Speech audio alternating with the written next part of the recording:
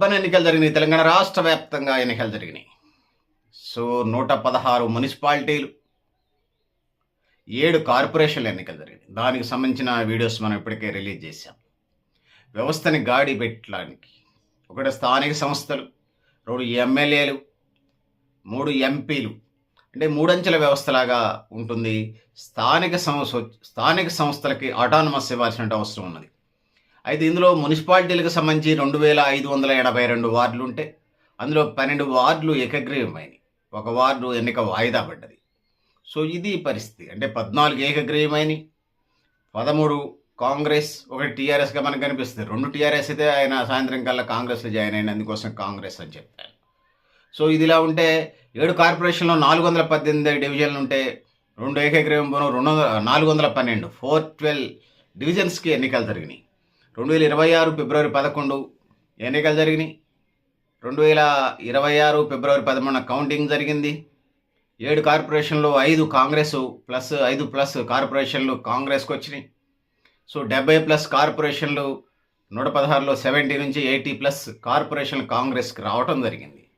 So స్థానిక సంస్థలకు సంబంధించి వచ్చినప్పుడు త్రాగునీరు, పారిశుద్ధ్యం, వీధి దీపాలు, అంతర్గత రహదారులు, సైడ్ రైళ్లు, పట్టణ ప్రణాళికాభివృద్ధి, మున్సిపల్ పరిపాలన, సో వ్యక్తిగత ఇంటి పనులు, ఇట్లా అనేక లైబ్రరీలు, జిమ్లు, పార్కులు, దోమల నియంత్రణ, కోతుల నియంత్రణ, కుక్కల నియంత్రణ, ఇట్లా అనేక రకాలైనటువంటి కార్యక్రమాలు నిర్వహించాల్సిన అవసరం ఉంటుంది. ఇక 16వ తారీఖు నాడు మున్సిపల్ చైర్మన్లు, వైస్ చైర్మన్ల ఎన్నిక జరిగింది, 1 అర్హత తప్పితే. సో మేయర్ల ఎన్నికలు కూడా జరిగినాయి. కొన్ని చేస్తే క్యాంప్ రాజకీయాలు నడుస్తూ ఉన్నాయి. బీఆర్ఎస్ వాళ్ళు ఉన్నప్పుడు కాంగ్రెస్ వాళ్ళని కొనుక్కున్నారు, కాంగ్రెస్ వాళ్ళు బీఆర్ఎస్ని కొనుక్కుంటారని క్యాంప్ రాజకీయాలు జిల్లా వ్యాప్తంగా, రాష్ట్ర వ్యాప్తంగా నడుస్తున్న పరిస్థితి మనం ఇలా చూస్తూ ఉన్నాం. సో ప్రజాసేవే మున్సిపాలిటీలో కార్పొరేషన్లకి, అభివృద్ధి యంత్రాంగానికి ఎజెండాగా మారాల్సిన అవసరం అయితే ఉన్నది. సో ఎటువైపు పోతుంది మనం చూసుకోవాలి. సో నియంత్రణ లేని నిర్మాణాలు, వాగులు కడతారు, ఇంకోటి చెరువులో కడతారు, వాళ్ళకి మున్సిపల్ అధికారులు, కార్పొరేషన్ అధికారులు పర్మిషన్ ఇస్తారు. హైదరాబాద్ నాలాలన్నీ వర్షాకాలం వస్తే అదే కార్యక్రమం. మా ఖమ్మానికి సంబంధించి కూడా వాగులలో, డొంకలలో కడతా ఉన్నారు. ఇంకా ఏటికి 10 అడుగుల దూరం కూడా కట్టారు మా మున్నేరుకి సంబంధించి. మరి ఈ పర్మిషన్ ఇచ్చిన అధికారులు ఎవరు ఎంత లంచం తీసుకున్నారు? ఏదో కరకట్ట కడుతున్నారు, సంతోషం, స్వాగతిద్దాం. లేకపోతే ఏంది పరిస్థితి? అదంతా గ్రీన్ బెల్ట్ ఒకనాడు.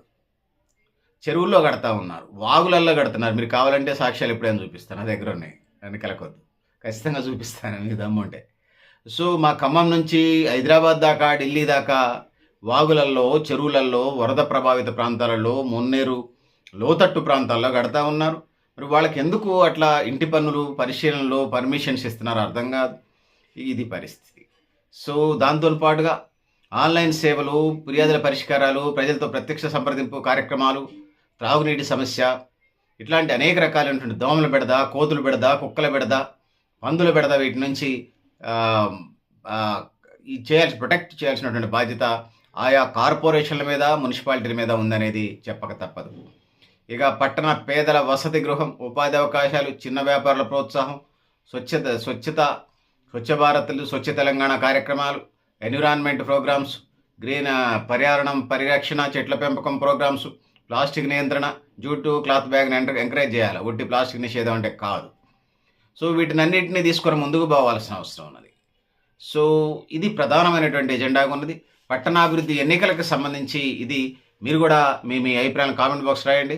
ఇప్పటికే మనం మున్సిపాలిటీ, కార్పొరేషన్ ఎన్నికల మీద మనం పెద్ద ఎత్తున ఈ లాస్ట్ 1 మంత్గా చాలా అంశాలను కవర్ చేస్తూ మనం మాట్లాడాం.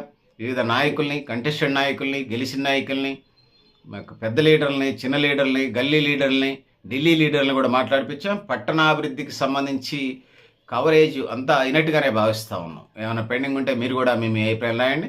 అంతకుముందు జరిగినటువంటి గ్రామ పంచాయతీ ఎన్నికల్లో కూడా ప్రధానమైనటువంటి మౌలిక వసతులకు సంబంధించిన అంశాల మీద అన్ని అంశాలను కవర్ చేసేటానికి చాలా మటుకు ప్రయత్నం అయితే జరిగింది. ఇంకా మరిన్ని ఇంకేమైనా మన నోటీస్కి వస్తే ఖచ్చితంగా మనం ప్రిపేర్ అయ్యి చెప్పడం, లేదా ఎక్స్పర్ట్స్తో కూడా చెప్పించడం చేసే ప్రోగ్రామ్ చేద్దాం. పెద్దలారా, మిత్రులారా, న్యూ లక్ష్య ఎన్జిఓ ఛానల్ని సబ్స్క్రైబ్ చేయండి, షేర్ చేయండి, లైక్ చేయండి.